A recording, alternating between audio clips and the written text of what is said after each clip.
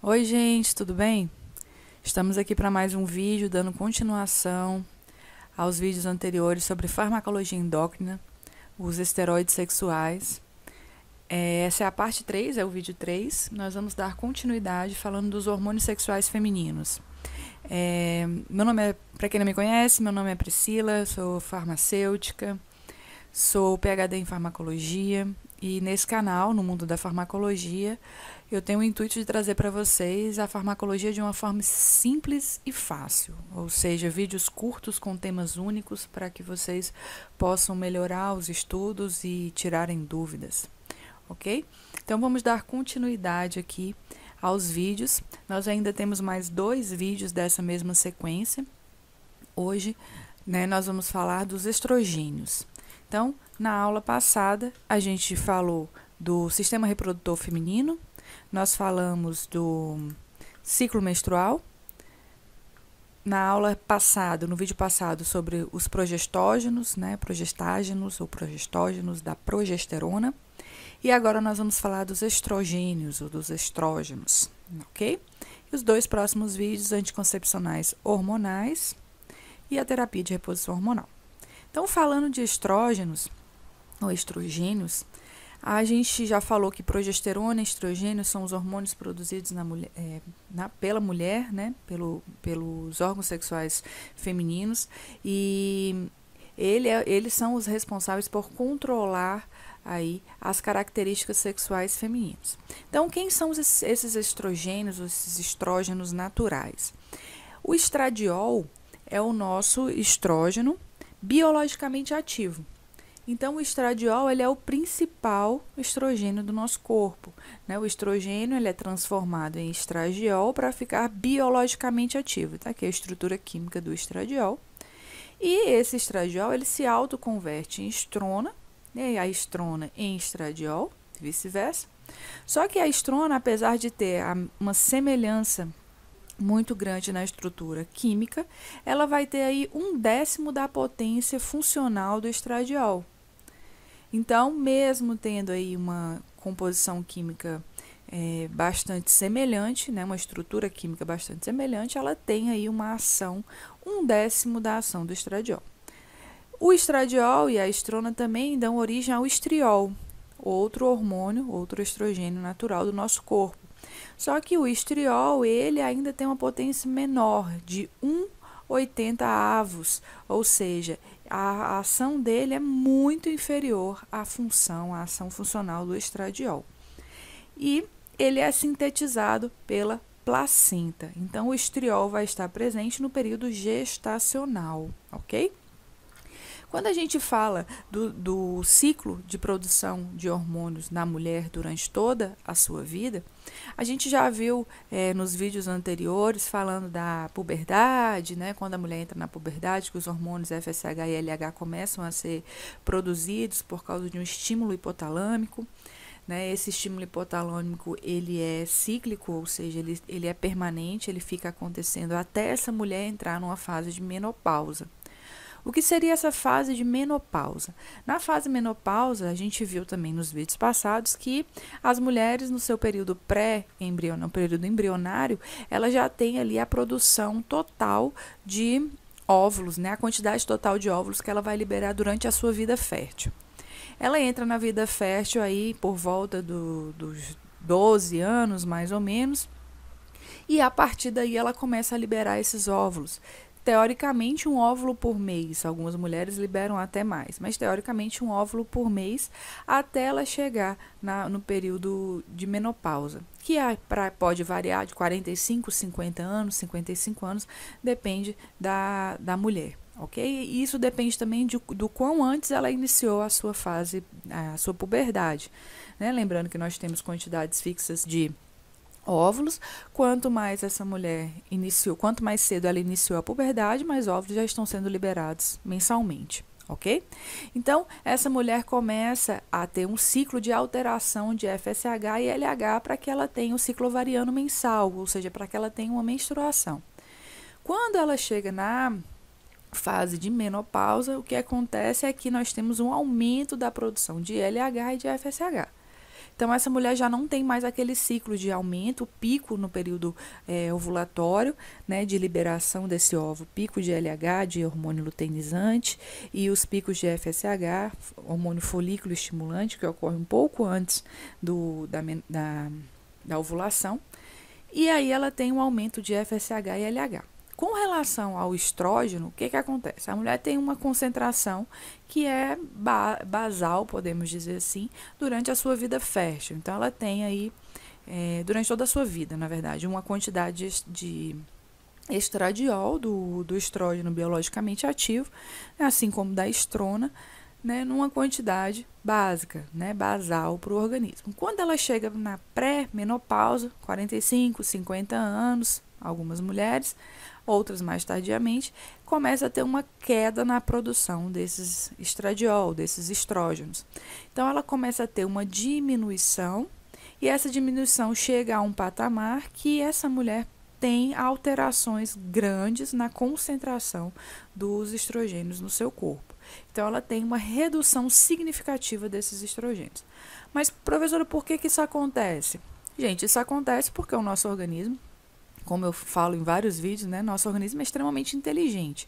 Se a mulher não está mais na sua vida fértil e o estradiol, né, os estrogênios são os responsáveis por manter as características sexuais dessa mulher, a natureza ela faz com que esses hormônios diminuam. Essa mulher não vai mais ter a chance de gerar um filho, né? Então ela entra em uma diminuição da produção desses hormônios naturalmente. Então, eu tenho aqui a diminuição de estradiol e de estrona. Ah, professor, e o estriol? A gente viu que o estriol, ele só é produzido na placenta. Então, ele vai ser produzido somente quando essa mulher estiver em período gestacional, ok? Então, qual é o mecanismo de ação desses estrogênios, né? Do estradiol e da estrona, principalmente do estradiol. Eles causam a inibição da secreção de FSH. Como assim, professor? Inibição da secreção do folículo estimulante. A gente viu que eles têm picos de produção. Então, o estrogênio ele é responsável por inibir essa secreção para que eu tenha a diminuição do FSH, o aumento do LH e depois tenha um aumento do FSH de novo. Ele controla, juntamente com a progesterona, essa liberação de FSH e, né, de hormônio folículo estimulante e de LH. Ele potencializa a ação do progestogênio, né, da progesterona. Ou seja, ele permite que a progesterona haja de uma forma mais intensa. O que a progesterona faz? Ela aumenta o hormônio luteinizante, né, além das outras funções que a gente já viu. Então, ele mantém o padrão de sangramento cíclico. O que é um padrão de sangramento cíclico? Ele mantém o ciclo ovulatório mensal. Ele ajuda a manter, juntamente com a progesterona, o ciclo menstrual dessas mulheres. Então, ele interfere no crescimento folicular. O crescimento folicular, a fase folicular, a gente viu, nós temos a fase de menstruação, onde eu tenho descamação do endométrio, a gente tem a fase folicular, onde eu tenho o crescimento desse folículo para a liberação do óvulo, e aí você tem, para que ocorra a liberação do óvulo, eu preciso da progesterona e de um pico de hormônio luteinizante, né? Então, ele interfere aí no crescimento folicular, no processo de crescimento folicular. Então, como é que esses estrogênios interagem com seus receptores? Os receptores de estrogênio, eles são receptores intranucleares, né? São receptores que vão estar dentro do núcleo, eles mexem diretamente com a transcrição gênica. Então, esses receptores de estrogênio, RE, quando eles se ligam, moléculas de estrogênio se ligam a esses receptores, o que acontece é uma alteração conformacional nesse estrogênio. Então, a gente tem aqui uma adaptação, uma exposição do domínio do ligador do DNA, ou seja, do local onde o DNA vai ser conectado. Então, quando eu tenho a ligação do agonista, que é o estrogênio, ao receptor de estrogênio, eu tenho aí a formação de um dímero, ou seja, eles estão sempre em 2 receptores e 2 ligantes, uma alteração conformacional com uma exibição do domínio ligador de DNA. Esse domínio ligador de DNA é essa região aqui que vai permitir que o DNA, que aquela sequência específica reguladora do DNA, se ligue a esse dímero.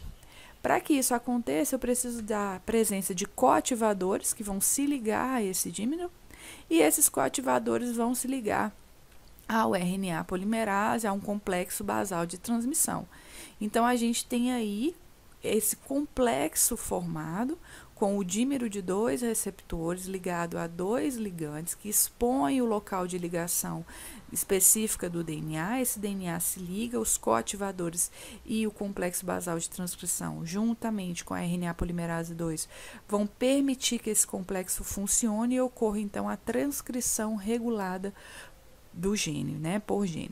Então, o complexo hormônio-receptor, em associação com as proteínas coativadoras, controlam a transcrição do gene alvo.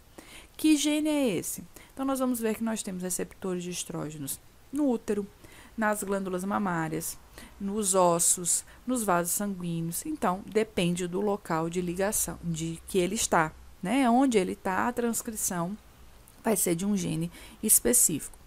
Então, é assim que ocorre a regulação da transcrição dos receptores intracelulares de hormônios esteroides. Então, esses receptores, eles são, a gente fala intracelulares ou nucleares, ok? Porque eles estão dentro do núcleo. Então, esses receptores nucleares de estrógenos, eles têm isoformas. O que são isoformas? São formas semelhantes, mas que estão em locais desse núcleo diferente. Então, eu tenho os receptores de estrógeno alfa e o beta, né? Que estão localizados, um mais na parte interna desse núcleo, dessa célula, e outro mais na parte externa. Então, o receptor de estrógeno alfa a gente encontra no útero, nas glândulas mamárias, no hipotálamo, nos ossos, nos vasos sanguíneos. O beta a gente encontra na próstata, nas células granulosas, no intestino, no pulmão e leucócitos. Então, quais são as principais ações desses estrógenos? Quando a gente fala do aparelho reprodutor feminino, que é o foco desse vídeo, nós lembramos do crescimento e desenvolvimento da vagina, do órgão sexual feminino, do útero, né, das tubas uterinas e das características secundárias sexuais femininas, ou seja, quando essa mulher entra na fase de puberdade, é o estrogênio que é o responsável por alterar essas características. As mamas, nós temos crescimento das mamas, desenvolvimento dessas mamas, e nos ossos, crescimento dos ossos longos e fechamento das epífises. Então, ela é responsável aí pelo amadurecimento sexual dessa mulher, né, do aparelho reprodutor, das mamas e um crescimento desses órgãos. Quando a gente fala de metabolismo de lipídios, por exemplo, nós temos os estrogênios atuando no aumento do HDL, na diminuição do LDL e um discreto aumento de triglicerídeos, né, de triglicérides. No sistema cardiovascular, ele diminui a liberação de renina, de enzima conversora do angiotensina, da ECA, da endotelina e da expressão de angiotensina T1. Angiotensina 1 aumenta óxido nítrico e aumenta a prostaciclina, ou seja, ele aumenta fatores pró-inflamatórios, além de diminuir a liberação de renina, altera aí reabsorção de água e sódio. No sistema de coagulação, ele aumenta a formação de alguns fatores, como o fator 2, 7, 9, 10, 12, principalmente, aí nós temos outros fatores, como o 5 e o 7, principalmente desses fatores. E diminui os níveis do inibidor de ativação de plasminogênio, aumentando aí antitrombina 3. Então, ele atua no processo de coagulação, no sistema cardiovascular, no metabolismo dos lipídios. De uma forma mais resumida, diminui o colesterol total, né, o LDL, aumentando o HDL. Então, ele diminui o colesterol total e diminui o colesterol que nós chamamos de ruim, né, entre aspas, e aumenta o HDL, que é o colesterol bom. Ele tem um discreto aumento aí de triglicérides, né, aumenta triglicérides e aumenta a glicemia.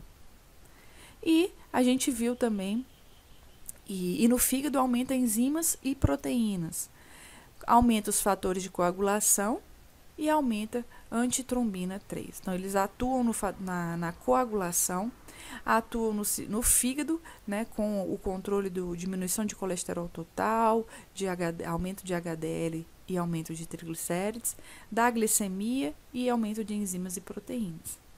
Então, esse estrogênio, essa é a função do estrogênio, do estradiol, né, fisiológica no nosso organismo. Mas nós temos o estrogênio sintético, né? Nós temos aqueles que são produzidos para que mimetizem as funções do nosso organismo. Só que doses desses estrogênios sintéticos acima de 50 microgramas, elas aumentam em 28% o risco de trombose venosa profunda, porque ela mexe no processo de coagulação sanguínea.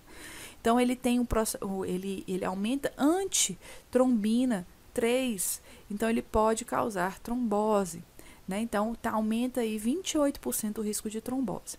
Dosagens menores afetam menos o metabolismo de carboidratos e de lipídios, então afeta menos o aumento da glicemia e a alteração na concentração de colesterol. Ah, professora, mas diminuir o colesterol total e diminuir o colesterol e aumentar o HDL é bom. É bom, só que a gente tem que lembrar que o colesterol é base para vários hormônios, né? Então, a gente não pode ter essa diminuição exagerada a vida inteira. Nós precisamos do colesterol para o nosso organismo. Ele não pode estar aumentado, mas ele também não pode estar diminuído, muito baixo, ok? Então, os estrogênios sintéticos produzidos antigamente, em 1968, 99% dos anticoncepcionais orais, eles tinham uma concentração de 50 microgramas de estrógenos. Então, eles tinham aí uma concentração altíssima, né? Alguns até chegavam à concentração de 150 microgramas de estrógeno. Hoje em dia, nós temos anticoncepcionais com até 15 microgramas de estrógeno. Então, em 1988, somente 2% dos anticoncepcionais orais tinham 50 microgramas de estrógeno. Isso por causa dos altos riscos de trombose causados nas mulheres que fazem o uso contínuo e frequente, né? Frequente e contínuo desses fármacos. Então, quais são as indicações terapêuticas para o uso de estrógeno? Já que a gente produz, qual é a indicação terapêutica? A principal indicação terapêutica é como contraceptivo oral, que pode ser combinado com progesterona. Então, nós temos o etinilestradiol, que é um dos mais utilizados. Tratamento hormonal da menopausa, estrógenos conjugados, para diminuir diminuir o efeito da redução de estrógenos natural do nosso corpo. Então, pode ser feito. Esse tratamento hormonal, ele anda em bastante questionamento há algum tempo, devido às chances de aumento da probabilidade de desenvolvimento de cânceres uterinos, cânceres de mama, devido ao uso de hormônios, né? Melhora os sintomas vasomotores, né, o estrogênio, a medroxiprogesterona ou clonidina, porque a gente já viu que ele mexe com o processo de coagulação sanguínea. Osteoporose, em casos de osteoporose, a diminuição de estrógeno na menopausa, por exemplo, ela causa uma osteoporose. Ressecamento vaginal e atrofia urogenital e doença cardiovascular. Então, nesses casos, eles são indicados para serem utilizados. Então, no tratamento vasomotor, né, em alterações vasomotoras, o estrógeno ele vai restabelecer a retroalimentação no controle hipotalâmico da secreção de norepinefrina, levando à diminuição da frequência dos fogachos, né? Nós temos aí no processo, no trato urogenital, tratamento com estrogênio, reverte a atrofia pós-menopausa, dá a atrofia vulvonar, né, pós-menopausa, atrofia da vagina, da uretra, e melhora o funcionamento da bexiga. Na osteoporose, diminui a reabsorção do osso, mas não tem efeito na formação de osso, mas ele diminui essa reabsorção de cálcio no osso. Diminui também a frequência de fraturas e ajuda na reposição do estrogênio, ajuda na reposição desse cálcio nesse osso, ok? Não é uma prevenção, né? O tratamento com o estrogênio ele não é uma prevenção para a osteoporose, mas ele ajuda na reposição do estrogênio e inibindo que a osteoporose continue acontecendo, ok? Que a perda óssea continue acontecendo. Então, ele não ajuda a colocar, né, a suprir mais, e a ativar o desenvolvimento desse osso, mas ele inibe que ele seja destruído, ok? Então, como é a farmacocinética desses estrogênios, né? Eles são lipofílicos, a administração dele é oral, pode ser parenteral e transdérmica, normalmente oral. Então, eles são estradiol, estrogênios conjugados, ésteres de estrona e etilioestradiol com progestina. Além da formação de estriol, principal metabólito urinário, parte da estrona e do estriol são oxidados pelo citocromo P3A4, que são indutores e inibidores enzimáticos. Então, eles sofrem uma metabolização do citocromo P3A4. O estriol, a estrona e o estriol são liberados de forma urinária, né? A sua excreção é urinária. São lipofílicos, a administração pode ser oral, parenteral ou transdérmica. Quais são as contraindicações do uso de estrogênio? Gestantes não devem receber estrogênio de forma alguma. A gente já viu que no período gestacional o hormônio que prevalece é a progesterona. Então, tem o risco de desenvolvimento de câncer e anomalias genitais nos bebês. Por quê? Se você estiver gerando uma menina, por exemplo, você está estimulando, está administrando mais hormônio feminino, você pode ter uma anomalia. E se for um bebê do sexo masculino, você pode estar alterando a conformação, a constituição hormonal dessa criança, desse bebê. Ok? Quais são os efeitos adversos de se utilizar o estrogênio? Efeitos gástricos, como náuseas e vômitos. Pode acontecer uma hipersensibilidade mamária, porque a gente viu que eles atuam no desenvolvimento mamário. Cloasma, que são alterações de pigmentação, principalmente ao se expor ao sol. Aumento da incidência de telangiectasias, que são alterações capilares. Pequeno grau de retenção hídrica, então pode ter a retenção hídrica porque ele age no sistema renina-angiotensina, né, aldosterona, então pode ter um aumento de aldosterona e aumento da retenção hídrica. Risco elevado de tromboflebite ou tromboembolia, a gente viu que ele age no sistema de coagulação. E cefaleias vasculares. Então, esses são os principais efeitos adversos do uso desses estrogênios. Quando a gente fala de reposição hormonal, o médico tem que levar em consideração o que essa menopausa está causando nessa mulher, se vale a pena o risco-benefício. Para as mulheres que usam estrogênio combinados ou isolados para o efeito anticoncepcional, hoje em dia as dosagens são bem pequenas, então esses riscos eles acabam sendo diminuídos, ok? Acabam sendo bem restritos. Os efeitos adversos na pós-menopausa, como eu estava falando para vocês, ele aumenta de 5 a 15 vezes a incidência de carcinoma no endométrio. Então, isso tem que ser levado em consideração. Mulheres que têm históricos familiares, né, de carcinomas, de cânceres uterinos ou mamários, né, tem que ter o maior cuidado, não devem fazer reposição hormonal. Mulheres que têm também histórico de alterações biliares, também tem que ter cuidado. Então, ele aumenta carcinoma endométrico, aumenta a incidência, né, desses carcinomas, câncer de mama também e de doenças na vesícula biliar, ok? Aí existem alguns fármacos que nós chamamos de SERMs, que são os moduladores seletivos de receptores de estrógenos.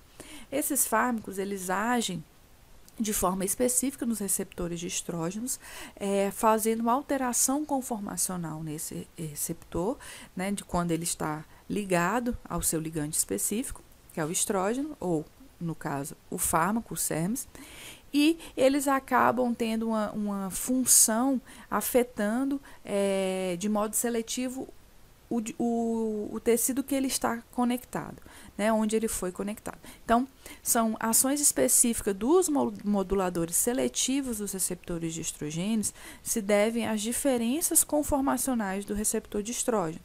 Então, quem são esses moduladores? São fármacos que se ligam aos receptores de hidrogênios, fazem aquela alteração conformacional que a gente viu que o estrógeno faz, dependendo do tecido que ele está conectado, e aí ele vai ter a transcrição de genes específicos.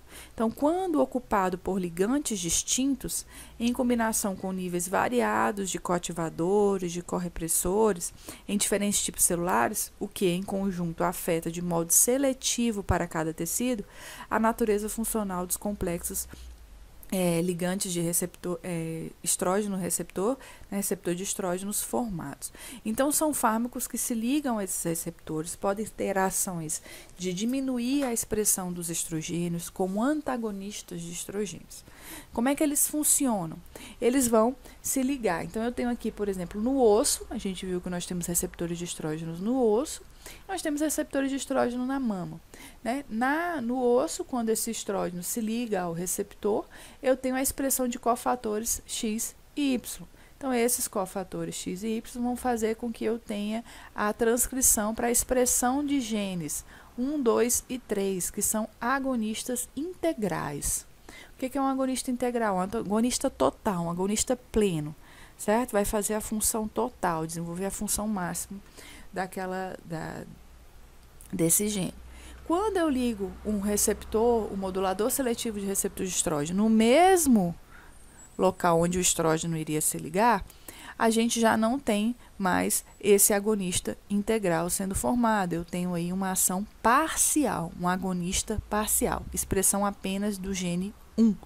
Então, eu tenho um agonista parcial. Professora, mas não estou entendendo, para que servem esses moduladores? Como o próprio nome diz, eles são moduladores. Então, eles vão agir modulando a expressão de alguns genes, ou inibindo, ou fazendo com que diminua a expressão de alguns genes. Então, normalmente, acontece uma expressão aqui de 3 tipos de genes quando o estrógeno se liga ao receptor de estrógeno no osso. Então, eu tenho aqui a expressão de 3 genes, né, a transcrição desses 3 genes. Quando eu uso um modulador seletivo de receptores de estrógeno, eu tenho um agonista parcial, né? Então, eu tenho a expressão de somente um gene. Quando a gente vê o exemplo da mama, quando o estrógeno naturalmente, que é o agonista natural, interage com os receptores de estrógeno, eu tenho aí a expressão de um gene 2, que é um agonista integral. Essa expressão desse gene 2 é o que ocorre fisiologicamente. Se nós usamos um modulador seletivo dos receptores de estrógeno, o que acontece é um antagonismo. Ele inibe a expressão do gene 2 ou de qualquer outro gene. Então, ele age como um antagonista, inibindo a expressão. Professora, mas para que eles servem efetivamente? Gente, a gente pode utilizar esses moduladores quando a gente quer inibir, por exemplo, num câncer de mama que seja positivo para a presença de estrógeno, ou seja, esse câncer de mama tem como coligação um aumento expressivo de estrógeno, a gente pode usar um modulador seletivo de receptor de estrógeno e inibir a expressão desse estrógeno, fazendo com que esse câncer tenha uma potencialidade diminuída, porque ele não vai ter o estrógeno mais agindo, ok? Então, esses moduladores, como nós temos exemplos como o eclomifeno, o tamoxifeno, o fulvestranto ou fulvestrante e o haloxifeno são exemplos de moduladores seletivos desses estrógenos, ok? Então, o tamoxifeno, ele age como antagonista, talvez ele seja o mais conhecido, ele é bastante utilizado em processos de câncer que são positivos para estrógenos, né, para receptor de estrógeno. Então, ele age como um antagonista na mama e um agonista no útero e no osso. Então, ele inibe a proliferação de células de câncer de mama, mas estimula as células endometriais. Então, essa mulher acaba Aí o médico tem que ver o risco-benefício, não pode ser usado tem que ter um acompanhamento do uso. Ele geralmente pode ser usado aí até 5 anos após o tratamento quimioterápico para controlar aí essa ligação do estrógeno no câncer de mama, mas em compensação ele aumenta o risco de ter um câncer de endométrio, porque ele estimula as células endometriais. Então, ele também tem um efeito antirreabsortivo ósseo. Diminui LDL, mas não aumenta HDL e triglicerídeos. Aumenta o risco de trombose venosa profunda e embolismo pulmonar. E produz ondas de calor e náusea. Por que ele aumenta esse risco? Porque ele está inibindo somente na mama. O estrógeno continua funcionando nos outros órgãos, ok? A farmacocinética, meia-vida de até 11 dias. Ele tem uma ação de indutor enzimático e a eliminação dele é mais fecal. O tamoxifeno é usado, como eu já falei, em cânceres de mama. A taxa de resposta ao tamoxifeno é bastante significativa, de 70%. Esse tratamento geralmente dura 5 anos. Ocorre 50% da diminuição de recorrências dessa mulher ter um novo câncer, 27% da redução da mortalidade, e redução do risco de câncer de mama contralateral, ou seja, teve na mama direita, então ele diminui aí o risco de ter esse câncer na mama esquerda. E ele é bastante utilizado em casos onde o fulvestranto não pode ser utilizado, ele é resistente. E ele é puramente antiestrogênico, ok? Então, o raloxifeno, ele age como agonista no osso e antagonista no útero e mama. Então, o tratamento de osteoporose em mulheres na fase de pós-menopausa, não é o efeito antirreabsortivo ósseo, redução do risco de câncer de mama em mulheres com alto risco de câncer de mama. Então, diminuição de LDL, mas não aumenta o HDL, aumenta o risco de trombose venosa profunda e embolismo pulmonar, produz ondas de calor e cãibras. Então, o raloxifeno ele tem uma ação agonista no osso, mas em compensação ele é antagonista no útero e na mama. A farmacocinética, biodisponibilidade de 2%, meia-vida de 28 horas e a eliminação dele também é fecal. O clomifeno são antagonistas puros em todos os tecidos. Então, ele não tem ações diferenciadas com a diferenciação dos tecidos. Eles são agonistas puros em todos os tecidos. Utilizado na clínica para o tratamento da infertilidade em mulheres anovulatórias e aumenta a secreção de gonadotrofinas e induz a ovulação em mulheres com produção adequada de estrogênio. Então, ele pode ser utilizado aí para a fertilização, para aquelas mulheres que têm dificuldade para engravidar, mas que têm a produção adequada de estrogênio. A meia-vida dele é de 5 a 7 dias, tem uma alta ligação a proteínas plasmáticas, por isso ele fica tanto tempo no organismo, circulação enterohepática e acúmulo nos tecidos gordurosos. A eliminação dele tanto é fecal como é renal. Ele tem como efeitos adversos incidência de nascimento de múltiplos filhos, né? Porque como ele estimula a ovulação, podem ser liberados mais óvulos.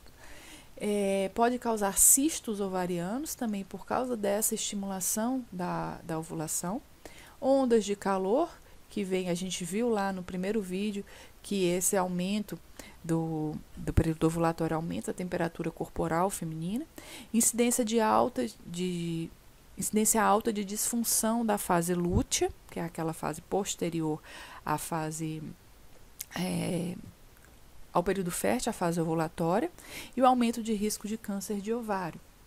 E nós temos agora, por último, o fulvestranto, que é um antagonista de receptores de estrógeno. Então, ele, assim como o clomifeno, é um antagonista de receptores, utilizado para o tratamento do câncer de mama em mulheres com progressão da doença após o tamoxifeno.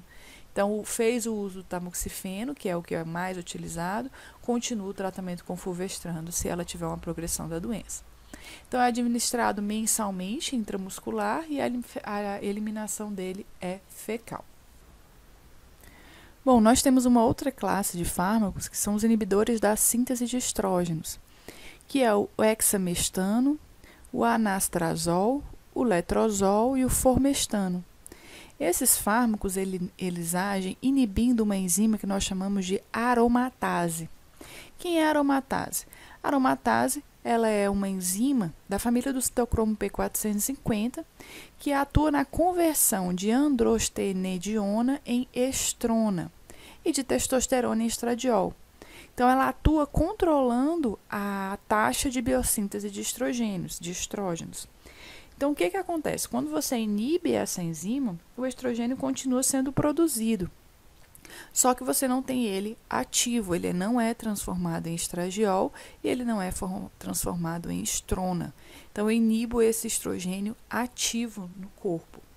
Esses fármacos, eles são utilizados para o tratamento de tumores dependentes de estrógenos, para câncer de mama, e eles têm como efeito adverso grave, severo, está diretamente relacionado com a falta de estrogênios, que é o aumento do risco da osteoporose. Então, a gente finaliza aqui a aula sobre estrógenos, né? A gente conversou sobre os estrógenos, os tipos diferentes de estrógenos, para que nós usamos reposição de estrógenos, né? Como ocorre fisiologicamente, mecanismo de ação. Nós temos o vídeo passado falando sobre os progestágenos, a progesterona. E a gente finaliza aqui sobre o estrógeno. Na próxima aula a gente falar dos anticoncepcionais hormonais. Então, da junção desses estrógenos e progesterona, quando se usa somente um, quando se usa os dois, especificamente dos anticoncepcionais. Ok? Então, eu espero que vocês tenham gostado da aula, que vocês tenham aprendido. Se vocês curtiram a aula, por favor, dá um like aí, curte o vídeo, se inscrevam no canal, que sempre que eu postar um vídeo novo, vocês receberão a notificação que esse vídeo foi postado. Se tiver alguma dúvida, pode mandar e-mail no mundodafarmacologia@gmail.com.